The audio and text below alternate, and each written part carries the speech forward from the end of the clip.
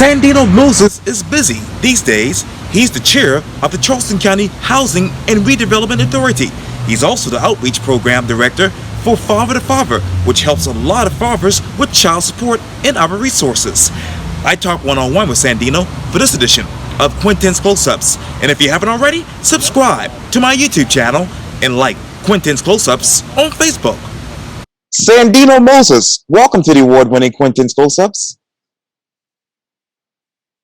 Good morning, Mr. Washington. Good morning. Thank you for having me on board on the number one show. Oh, I appreciate it greatly. Thank you so much. And I love helping this community, as I told you earlier. I know that obviously you are the chairman of the Charleston County Housing and Redevelopment Authority Board, and obviously you're tasked with the oversight of the Joys of Floyd Manor and Brighton Place, another affordable housing complex in Charleston. You're also the outreach coordinator for Father to Father Incorporation. Who is Sandino Moses these days? Sandino Moses is a guy that's always busy, right? Family oriented. First and foremost, I give honor to God and the glory. And next, I give all my time to my family. And next, the Housing Authority and Father to Father Inc. And helping the community out any way I can. What is the state of the community these days? Well, the community right now, obviously, in these days and times, it's a lot of things going on, controversial on both ends of the spectrum, Mr. Washington. But the state of the mind of the community and who they are, they're still centered based. The community, they still love people. They love their neighborhoods. They love their families, and pretty much the community. They just need someone to bridge that gap and to give them all the resources that they need. And I'm always happy to be a change agent or a conjunction between, the things that they need. As a change agent, what are the resources that they need right now? Right now, at this point in time, I think the community, obviously, because of the pandemic, food, for example. Right. Okay, it's a lot of people in the community. They lost their jobs in the pandemic. They on unemployment. And it's like we just need a lot of people in the community. They just need the basic resources. Food, jobs, job opportunities, spirituality. I'm a member of Royal Missionary Baptist Church and Reverend Dr. Isaac J. Holt Jr. Every week we giving back to the community through food drives. So you got to feed the people first, and then they're going to hear you. And after that, you can give them the information and added resources that they need. When you feed them, what are they hearing? Say that again, Mr. Quintin? Yes, sir. When you feed these people, what exactly are their needs? What are they telling you? What they're telling me right now, and in fact, Quintin, last year, November the 15th, here in the North Charleston area, District 3, under the Councilwoman Virginia White Jamison, I partnered with her, and we had a food drive at Northwood Baptist Church. Right. And when you could see the look in their eyes when you provide food for the people, what they're telling me thank you. They're telling me thank you for what you do. We're hearing personal stories about what has been going on in the pandemic. They're always saying, like, the people are always asking, well, if you know of a job, if you know some place where we can work, if you know a daycare center where the prices not too high, it's a lot of basic needs, it's a necessity in which the people in the community need. They need help with family. They need help with food. They need help with jobs. Right. They need help with support systems to help them stand upright. And obviously, I interviewed Miss Jamison last week, Saturday, for Quintin's Close-Ups. What are those personal stories that sticks to your heart right now? One personal story is a man that came to our food drive. He was riding on a bicycle, and he came to the food drive, and he said, can I get in line? Yes, sir. Yes, sir. You can get in line. And the thing about him that touched my heart was I saw him in state of mind and I said, hey, look, we can give you 2 extras if you need. Hmm. But he said, I only need 1. Other people with families and children may need another one. So right then and there, that told me, even though we're in a struggle, we're in the pandemic, people still have pride, they still have morals, they still have ethics, and they still understand the power of love and helping others and not being selfish. So that's what it's all about. It's all about serving, it's all about giving, and it's all about helping anybody that you can. You talk about the pandemic, you talk about the food drives, you talk about obviously your role with the Charleston County Housing and Redevelopment Authority. What is your state of mind, Sandino? Right now, my state of mind is one word. I preach this to my board of commissions at the Charleston County Housing and Redevelopment Authority board all the time. Progressive. That's my state of mind right now. Continuing to be progressive, continuing to change with the times, change with different variables that happen each day. Keep on continually pushing forward in small increments. And next thing you know, Quintin, if you move forward and keep being progressive in small increments, next thing you know, you will be 10 miles ahead of time. What are those variables that you're keeping your eye on? What the variables in life is, for example, you might lose a job. Your hours at your job may be getting cut back. You may lose transportation.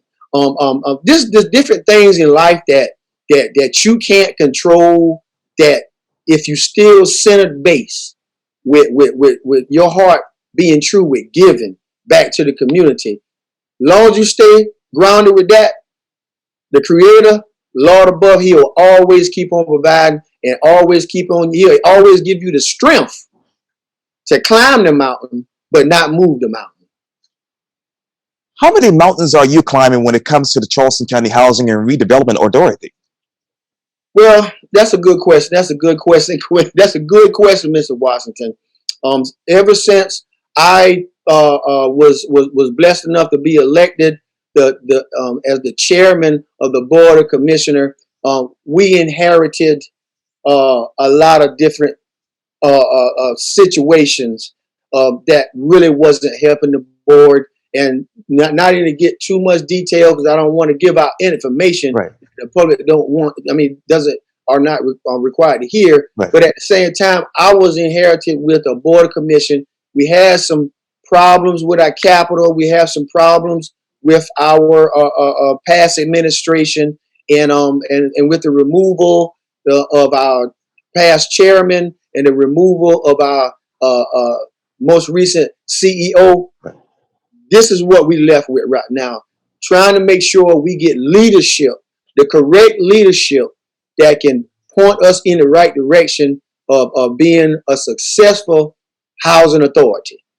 Let me ask you this. Where have you increased the net operating income for the Charleston County Housing and Redevelopment Authority?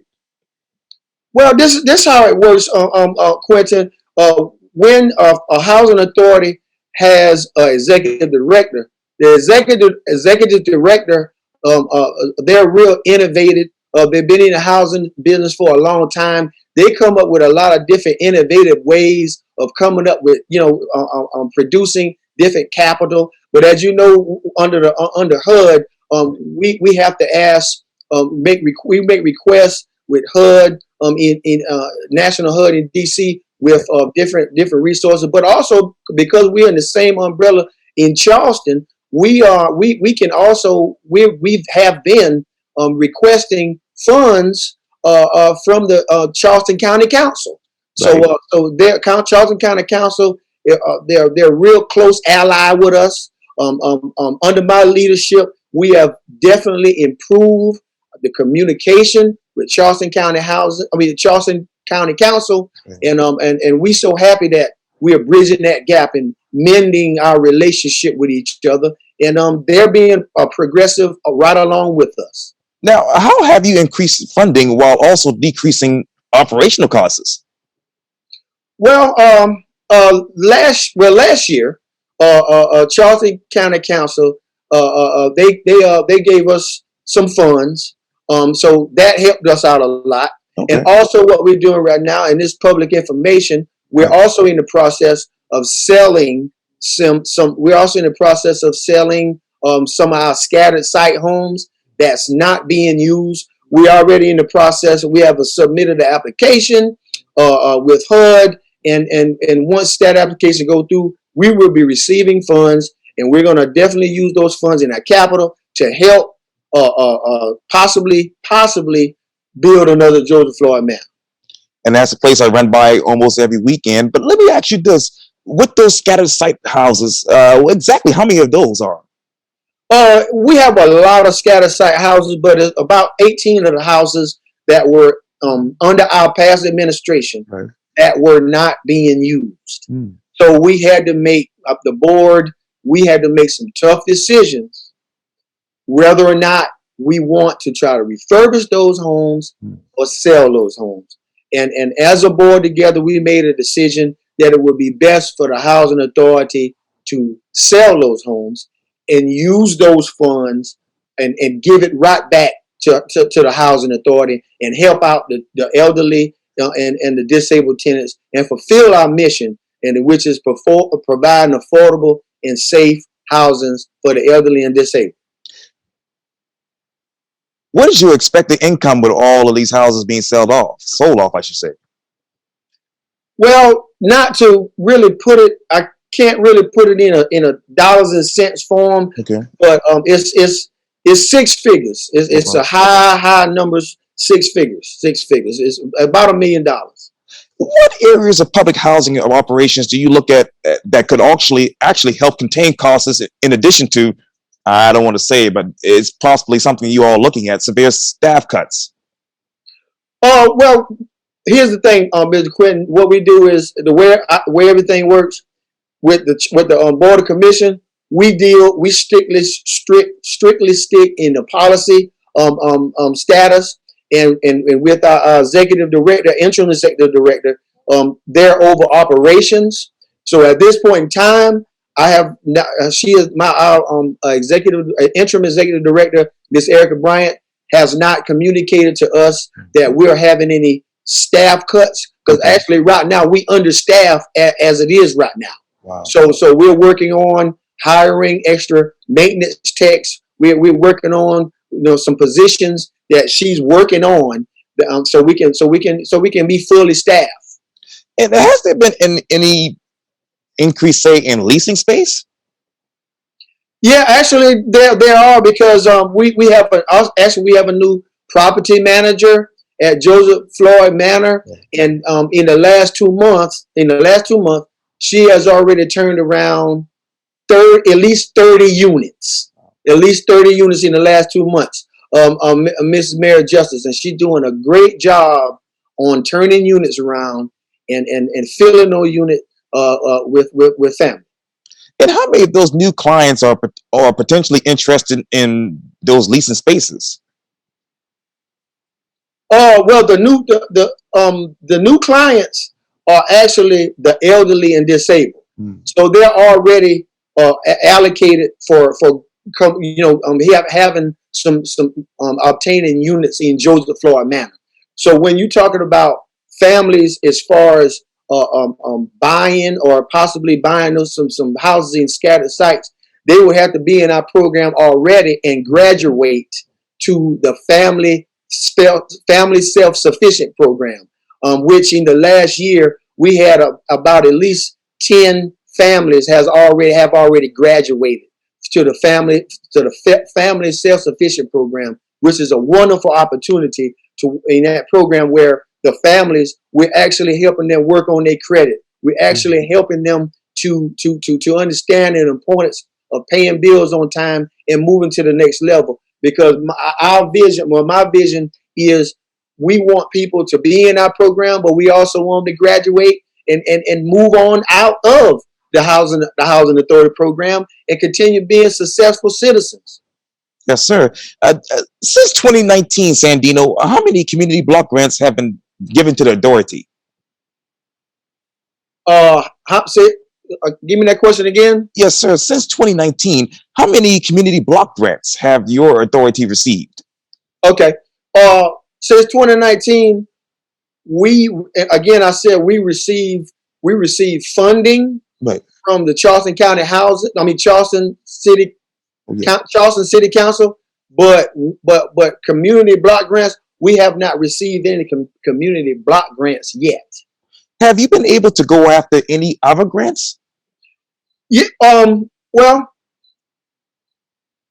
I became chairman in July 2020. Now, the past administration, you know, they have been non-productive, right? So at this point in time, right now, under my leadership, Sure. we've presented, we've made presentations with Charleston County Council Right. on $818,000 fundings from them, Okay. and also at this point in time, currently right now, we're searching for grants searching for grants that we can get some kind of grant money to help with surveillance cameras Right. throughout Joseph Floyd Manor at any kind of criminal activity Right. going in and out. We don't have any crime. The funds Right. we're looking for right now, and we currently still searching for some funds and block grants that can help us again possibly build another Joseph Floyd Manor, but we're just not there yet. Is there any available? I'm looking at it now in my mind, but is there any available space for that right now? The build a new Joseph Floyd Manor? Yes, it's exactly. There's space for it. There's space for it. In a perfect world, we have a lot of land on the other side of Joseph Floyd Manor. Okay. And we have a subcommittee right now that we have a Joseph Floyd Manor subcommittee right now, and we're talking about what direction we need to go. But I can assure you this: land and opportunity, that's there. Land and opportunity is there to move forward with building the Joseph Floyd Manor. We just got to connect with our local elected officials, state officials, and national officials. And we're working on those relationships with them right now, and we can get that done. I feel real confident that the elected officials in a lower state, low country, Right. I think we can come together and do it. I feel real good about it, and I feel real that we can make progress with that in the future. Now, what is your ideal timeline for a new Joseph Floyd Manor? This is something that's going to happen overnight. We're looking at, it may take 2 to 3 years to really close the gap and cut ribbons, and possibly cut ribbons. It may take 2 to 3 years. Now, let me go back to Joseph Floyd Manor. What exactly is the staffing level there right now? Well, we have a full staff. The only problem, the only situation we're short is in our maintenance division. So we just hired a dynamic young HR consultant, and he's fired up and he's ready to go. And he has already communicated with us. He has a plan, a fast track plan to get our maintenance fully staffed. So this is what I'm talking about, Mr. Watson, when I say being progressive. Bring new talent on with our company and fill the gaps and move forward. And again, be progressive. Now, what exactly is your relationship with the tenants at Joseph Floyd Manor? I have a good relationship with the tenants of Joseph Floyd Manor. I attend as much as I can. I attend the monthly residential meetings. And those monthly residential meetings is one-on-one. Right. I mean, it's no hold barred. I'm an open book. I tell the tenants all the time, tell me anything you want to tell me. Tell me what you need. Tell me what's going to work. And I think I have a good relationship with the tenants there. Now, what's the quality of life for the average Charleston County Housing and Redevelopment Authority resident? They have a good quality of life, and I'm glad you asked that. When we talking about quality of life, we talk about they have lights, they have water, they have heat. They're in a safe environment.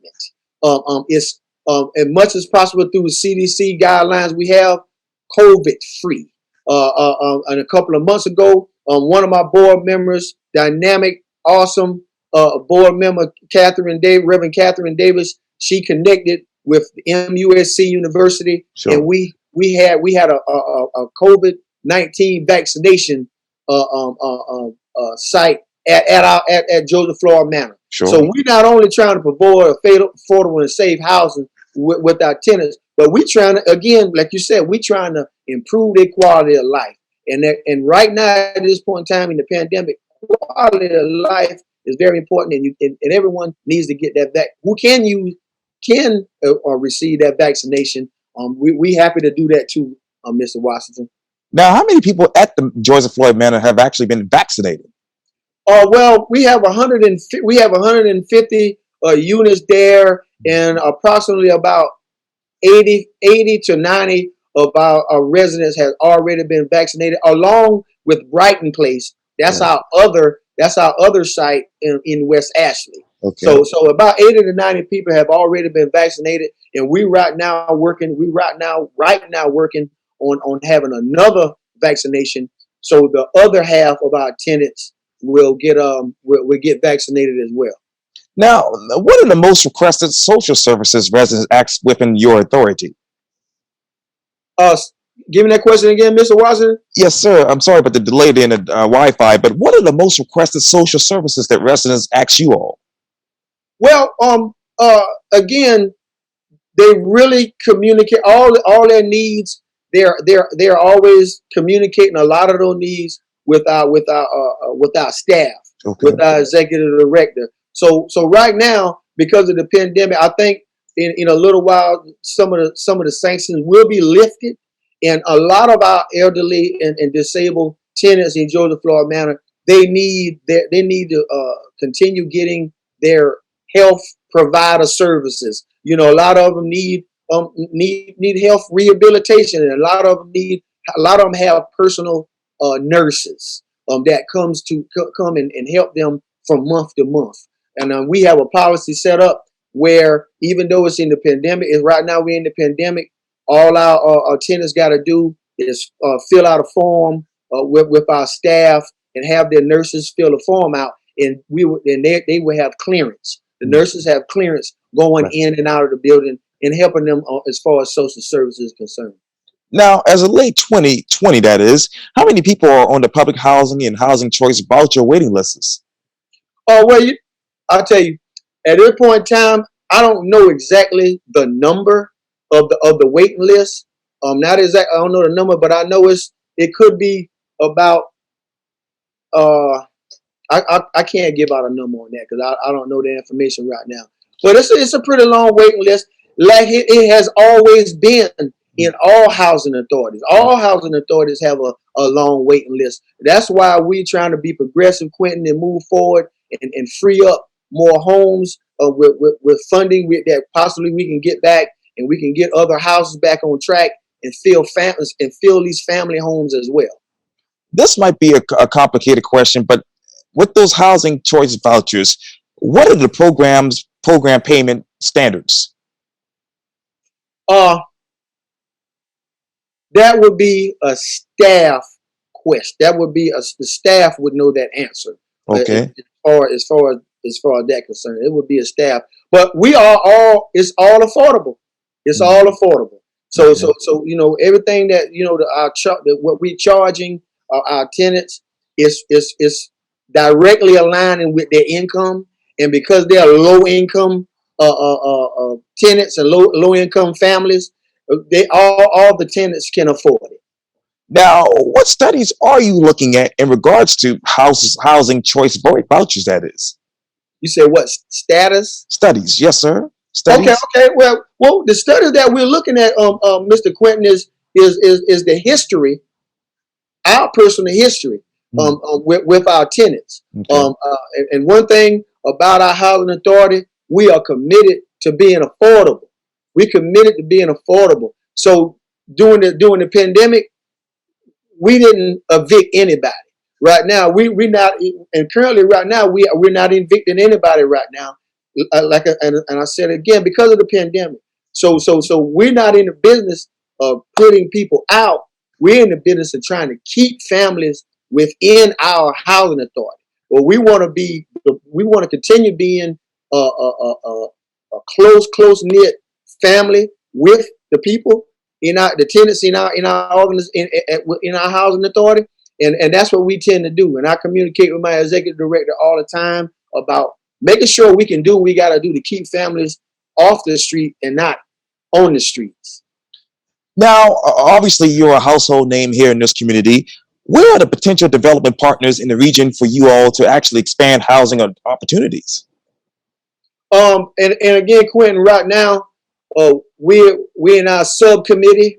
In our subcommittee right now, we're having conversations about that. Okay. And I'm not at liberty to give out that information. Sure. We're in our subcommittee, and we're working hard and diligently to fill those gaps. Let me ask you this: what's your definition of housing creation? My definition of housing creation is using the resources. Housing creation is my definition of that, Quintin. That's a good question. Is having the ability to use your resources, having the ability to use connections, having the ability to connect and continue building a relationship with constituents, pillars of the community, and coming together and creating homes and houses for families. And I love talking about this all the time because but let me ask you this: how are you encouraging people in the housing authority to participate in available home ownership programs? Yeah, and again, I go right back to our family self-sufficient program. Our staff has been doing a wonderful job in recruiting families within the Charleston County Housing Redevelopment Authority. They look at their progression in their bill paying. They look at their progression in finding new jobs, and they work hand in hand with them. So that's something that we promote 150% all winter, spring, summer, and fall. Now, have you all been able to study the possibility of offering property management service to non-Section 8 landlords as an additional way of really getting income? No, not at this time. No, we're not going in that direction because we are with HUD, and we're a little bit different from, for example, North Charleston Housing Authority and the City of Charleston Housing Authority. We're a little bit different, and we work a little bit different. We have different guidelines. So at this point in time, we're not looking in that direction as far as outside property managers. We property manage all our units and all our property. Now, let me go back to Joseph Floyd Manor. What are those maintenance discrepancies that you are focused on?